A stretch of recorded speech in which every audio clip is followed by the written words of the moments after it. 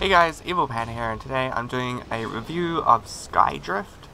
So basically this game is flying around, shooting, racing sort of game. I think if there's something similar to it that I've played before, it would probably be Twisted Metal on PlayStation, but that's with cars. I never played one with planes before, so this was quite fun. I don't think there's that many weapons. You got like mines, shockwaves, Gatling guns, missile launcher shields, and repairs, as far as I remember. Yep. Basically, if you pick up two of the same, then it overcharges it, and you get an extra powerful weapon. But apart from that, it's all about speed and being able to come first in the race, because you still need to hit first place. Or it is elimination rounds, in which case you have to be in the front at pretty much at every elimination cycle, which I think happens like every 20 seconds or so. So then you'd have to be in first place at the time to win. Other maps, there's ones where you're just standard racing, and then if you come first, you win, and you just shoot your way through. And then there's also speed races where you have rings, which give you like the same as using, I guess you'd call it NOS or super speed, whatever you want to call it, which is basically where you like, if you fly skillfully or dangerously, like close to the ground or anything like that, then you pick up more NOS, and then you can go really fast.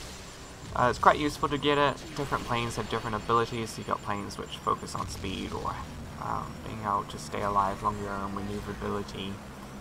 But some of the planes are quite good because you get extra turbo, which means they pick it up fast and they also go faster when you use it. But I mean, it really depends on what kind of race and the map you're playing on as to what plane you choose.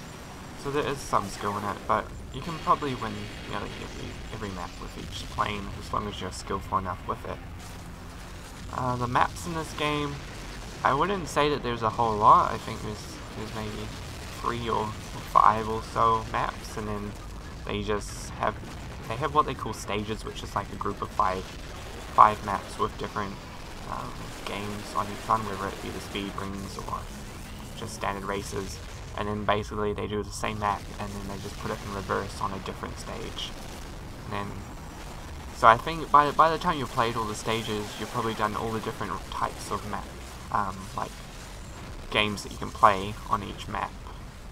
And then the final stage only has one race in it, and I think it's a survival one.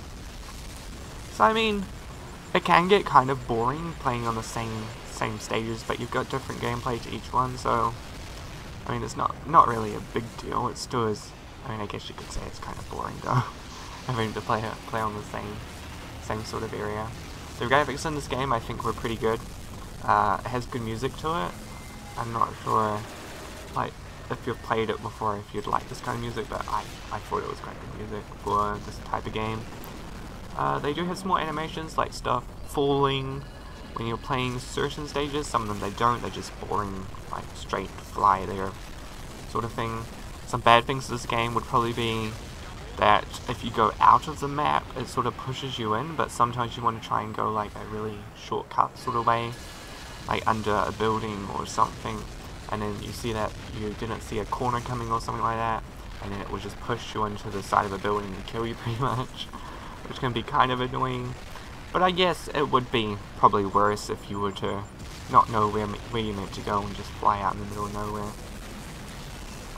Other problems in this game, I guess I would probably have to say that the difficulty in some of like the maps can be annoying, because you got your ships, your planes and stuff have different speeds and stats on them, but I didn't really notice much difference between some of them. Like, there's one which has the fastest speed, I think it's got like level 6 speed, and I was playing the computer and his plane only had level 3 speed, but just with him not even using NOS or anything, he was still able to go faster than me while I was at full speed. So, I mean, I guess they probably upped it with the difficulty level as you go through the stages to make it more hard, because I guess if you're playing the same difficulty for the whole game, you'd eventually get bored, because I think the first 3 stages you can pretty much get first place without even trying, really. It's just quite simple. but the last couple stages it can get a little bit harder. Especially when you're not unlocking the planes. I think one of the planes you have to do 20 matches in multiplayer before you can unlock it. I tried to unlock, well, I can't really say I tried to unlock it because I couldn't even get into a multiplayer game. Because none of my friends own this game, so I couldn't exactly ask them to play it with me. And I tried using the online matchmaking. Not a single person was playing the game. The whole time that I tried to play this, I played this on multiple days at different times. Never once saw a single person online trying to play multiplayer.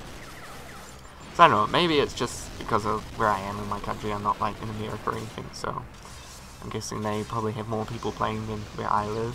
So I think there's only like 4 million people in my country, but oh well. Otherwise, I'd say this game was actually, it was quite fun. The maps, I mean, it had its boring moments in like the middle, but overall, I quite enjoyed this game. I'd probably only give it a 7 out of 10, because I mean, it wasn't super fun. I reckon if they had more content, I know there is DLC to this game, but I couldn't really be bothered buying it, since I'm not sure what it was. And based on, I mean, if you want people to buy DLC, you have to have the actual game be like really good. You can't just expect people to buy DLC just because like you want them to. You have to actually have the actual game be good enough that they're like, whoa, that was a fun game. Now I want like to play more of it, so I'll just jump onto this extra stuff. But no, I mean, yeah, it was a good game though. So I'm only going to give this game a 7 out of 10. If you don't agree with my review of the game, then feel free to drop what you thought of the game in the comments below. It's only my opinion, so really, everyone has their own opinions of different games. Some of them I don't agree with, some of them I do. If you do or don't agree with this, make sure you drop what you think in the comments. Otherwise, I'm only going to give this a 7 out of 10. Okay guys, see ya.